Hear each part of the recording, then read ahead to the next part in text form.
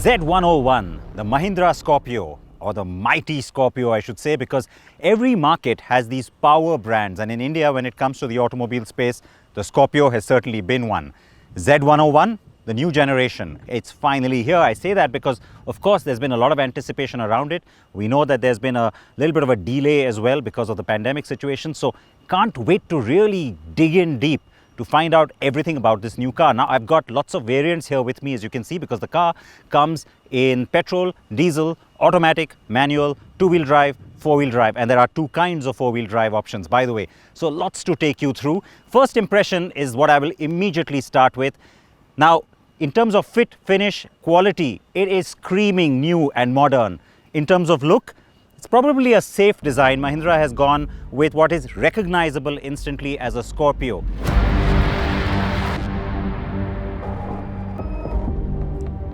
The Mahindra Scorpio is the car that has made this brand what it is today. First launched 20 years ago, this is now the third generation of the car. It is bigger, bolder, and just better in every way. They are calling it the Scorpio N. Well, you can say that, or just say Scorpion, maybe. There's a lot I can talk about when it comes to the design of the new Scorpio. The first thing though has to be the fact that it's recognizable as a Scorpio, and that was of course intentional. You take one look at it, straight away you know that this is the Mahindra Scorpio.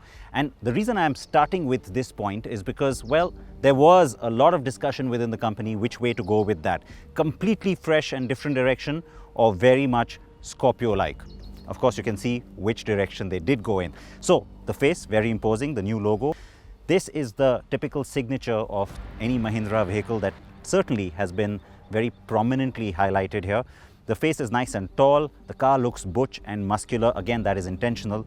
Double barrel lights in the higher variants. These are of course LED lights, the projector headlamps. You will have halogens in the base. Lots of muscle, and again that has to be there when it's a Scorpio. So very squarish wheel arches, a lot of sculpting in the side body, and then the proportion of the greenhouse to the rest of the metal, you'll see that there's an exaggeration to the height and the amount of glass you see here. Again, Scorpio signature. Speaking of signatures, there are some nice little touches, because you all have of course talked about it right from the name reveal. Scorpio N almost reads like scorpion. Of course, that's where the name originally comes from. You see that little stinger all through the car. Nice little motif here with the DRLs and the fog light. You see that? It's a little pincer from the Scorpion. And then you also see it in this little bit of chrome garnish that rides up. There it is again. So it's very subtle. It's only for those who will notice it, and I like it. It's a nice little signature. Chrome, of course, you see that at the higher end. Alloy wheels, 18 inches now for the first time on the Scorpio. The base version will have 17-inch steel wheels. At the back is where, again, it is typical Scorpio territory. Really upright, tall, and with the swing door, so it's not a hatch. That, again, a lot of debate. Which way should they go? They decided to go with what the Scorpio buyer is used to. And another signature of the Scorpio is, of course, the vertical tail lamp treatment. Nice and plain at the back in terms of not cluttering it up with a whole lot of detail or too much badging. It's just the Scorpio N that you see over here. Looks nice on the black. This shade is called Napoli Black. The red that we've been showing you is Rage Red. And then you've got this, the car that you've seen in all the communication. It is Deep Forest. The reason I have this one here as well is to also show you that there is only one extra badge that does come in for Explore. That, of course, is the higher end four-wheel drive version that will have that badging.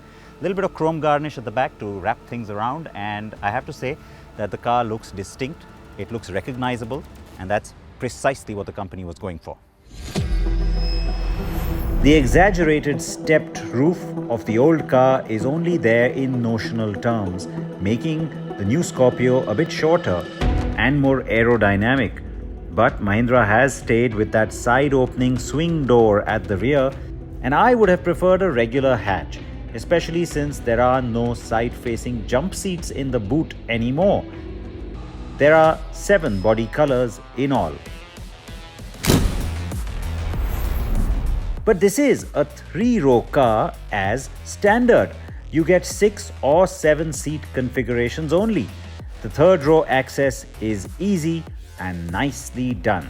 A simple one-handed tumble down action for row 2 and in you go. Okay, so is this roomy? No. Is it comfortable for adults? No. But then most third rows aren't.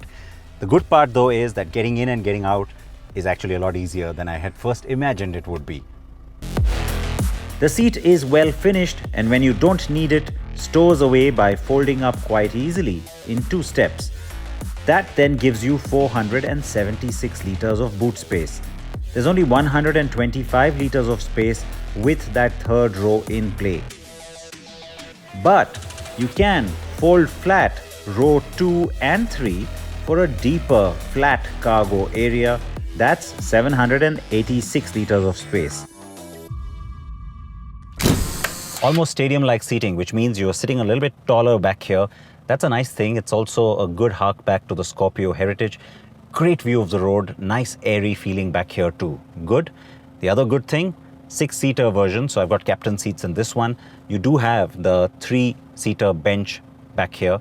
But guess what? No 5-seater, which means that third row is standard. Yes, and it's only forward facing, no side facing jump seats anymore from a safety regulation point of view. That's a great thing. The captain seats, nice. They have this little drop down armrest. You have dedicated rear AC vents back here with their own controls, a USB-C charging point, which is a good thing to have also. And fit and finish wise, everything works quite nicely back here. So this second row seat doesn't slide forward or back. There's no rail back here. It's not a huge problem because of course the front ones do adjust, so you can have a little bit of manipulation of that space. But I'm not cramped for space back here, so it's not like a red flag as such. But surprising not to have it in this day and age. Now, besides that, the other little thing that could have been nice is to have that little scorpion pincer motif that you saw on the outside of the car showing up somewhere here in the cabin, maybe in the little grab handles or the door opening handle. It would have been nice to have, right? Because it would have been a signature of the car popping up inside the cabin too. That's missing. It's a little bit odd. The Scorpio claims better shoulder, head and legroom than even D segment cars. That's 1 segment higher. In fact, as much as 85 millimeters more legroom in row 3 than a car like the Toyota Fortuner.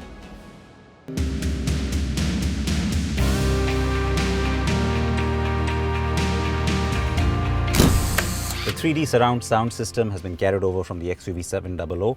Now that may be just in the L variant, but the higher variants otherwise of course still get a Adrenox also carried over. Now that's something that's going to play a huge role here because this time Mahindra says it's getting the variant production mix right because there is a lot of anticipation.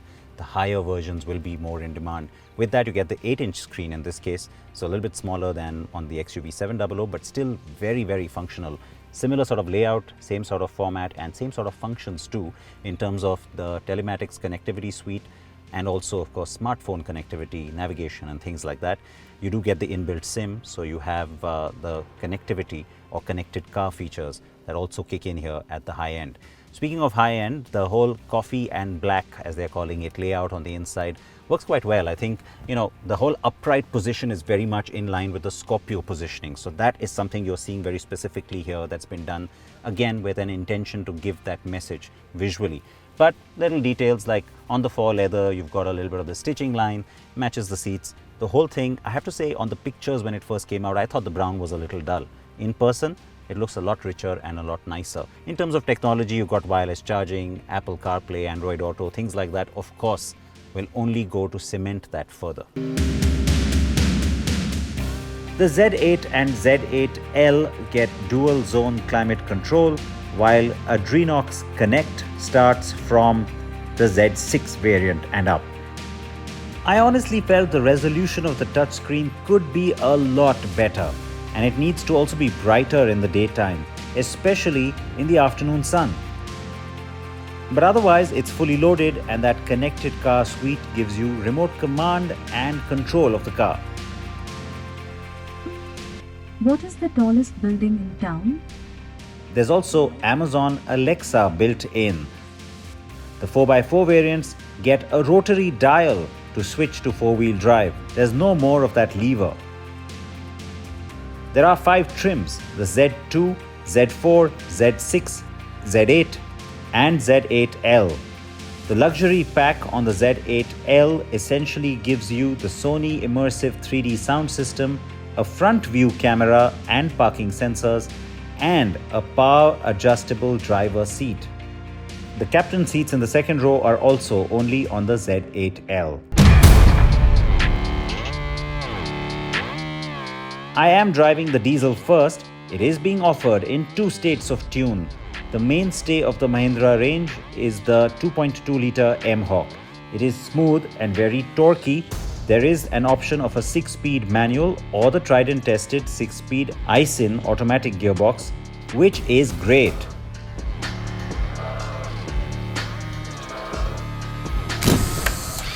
Now, the previous Scorpio was all about brute power. It didn't really come through on refinement. There were lots of little issues that would crop up. Some were actually more than just little issues. NVH levels, overall sense of handling, the steering precision, and the suspension, very bouncy ride. So, lots of things that I'm looking for straight away with this car. And you know something? Just a couple of minutes in, and right away I can tell you, all those things I mentioned, all of them, they're gone. They are gone. And that is what I wanted to see. Huge amount of refinement, great sense of comfort, the torsional stiffness and the overall sense of rigidity from the chassis that I'm getting, the nice feel on the steering. Yeah, the first impression is this is a completely different car. Huge leap forward. And isn't that just what you wanted to hear? The entry diesel Z2 variant will have that 130 bhp engine, by the way. The rest get the higher powered version.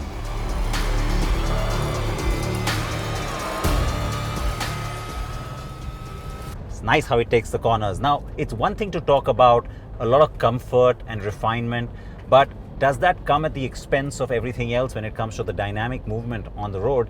And that's again where I think the balance has been found quite nicely. So the car comes across as really grown up, very mature, and a lot more precise. It is the ride quality that will impress you even more than the performance.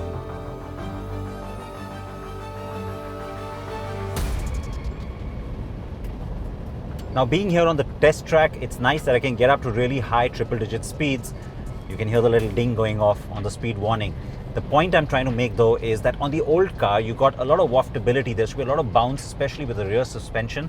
Specific work that's gone into the rear suspension shows up on the road. The car has a lot more stability now, feels a lot more sure, and it grips around corners even at higher speeds a lot better. And that's something that's not just the ESC that's working, but it's also specifically the work on that rear suspension. It is a double wishbone suspension in the front, but at the rear it is a Pentalink suspension with a Watts linkage system. This uses frequency-dependent damping like on the XUV 700 to give you great ride that adapts to the road surface in real time. It's only on speeds above 120 that a little bit of that bounce starts to set in. But the good part is it gets compensated nicely by the ergonomics of the driver's seat. At higher speeds and relatively higher RPMs, the clatter of the diesel engine does creep into the cabin. And that's more so in the zoom mode. Yes, there are 3 drive modes, only on the diesel, like on the XUV. They are zip, zap, zoom. Zip will stay a bit muted and aim for efficiency, while throttle response changes as you go up to zoom. The level of refinement and the control of the external noise is also something that you have to credit the engineering team for in the specific context of the engine.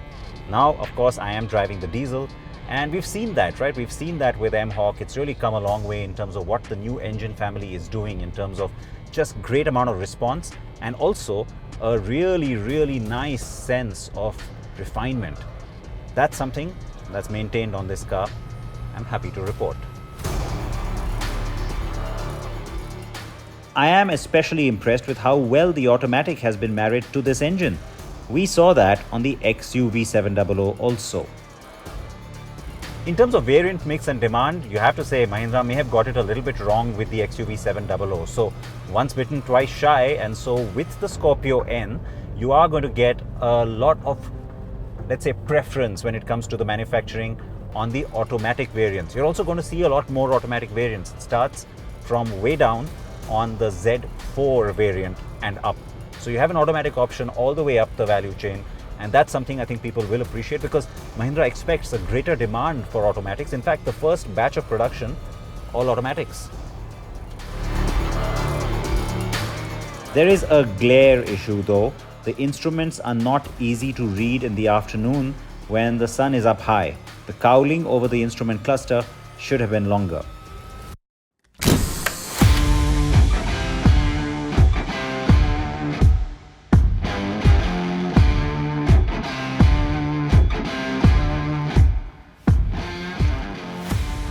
Okay, time now to go gasoline.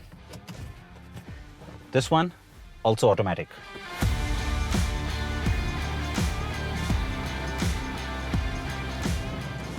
The petrol straight away comes across as even more refined. It's quieter and it does have a sense of urgency to it because, yes, you get a sense that this car is also a tiny bit lighter.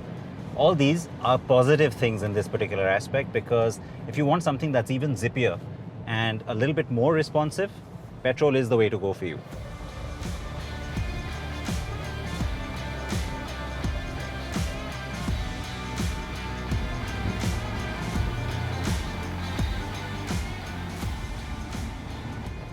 The gearbox responds nicely to an urgent requirement of torque and power. So even if you quickly slam down the accelerator while you're cruising, it nicely downshifts and gives you that little extra burst. The nice thing also here is that there is ample amount of torque available. It's not lacking. It's not a huge problem going from diesel to petrol for me today for that reason.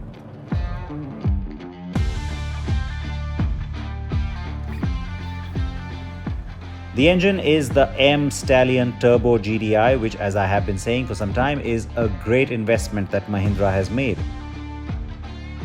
It does duty across its range of cars and will also be a huge asset to the upcoming compact SUV that will complete Mahindra's portfolio.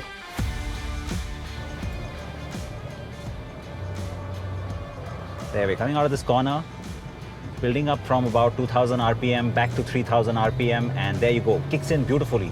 You don't get any sense of lag. You don't get that little bit of hesitation either.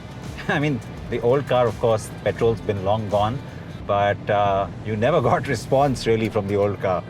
This one is a different kettle of fish.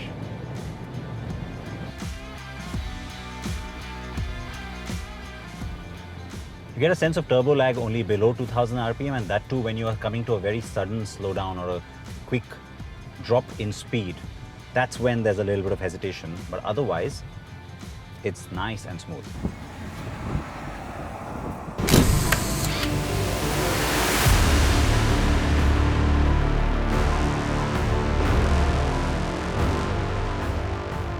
The Scorpio wouldn't be a Scorpio or a true SUV if it did not offer four-wheel drive capability. That's only on the diesel variant though. Varied options on the drive systems on the new Scorpio. So you have the rear-wheel drive, the two-wheel drive option, which is very much available across the range. You've got the more basic or the regular 4x4 option, carried over from the Thar in a sense. And then you've got the more sophisticated 4Explore four-wheel drive system. That's what I'm driving right now. This is available at the top end, and what it gives you is this little rotary dial which allows you to have different drive modes. So you've got normal mode, you've got grass, gravel, snow, you've got mud ruts and sand. 4 options to go through. You also have the 4 low option here, or the 4 high. On the regular one too, it's a rotary dial that lets you engage and switch to the 4x4 function. The interesting thing though is that this is not an all-wheel drive system, not what you get on the XUV 700, and so it's not all-time all-wheel drive. It only kicks in when you turn it on, and for the most part, the car continues as a rear-wheel drive SUV.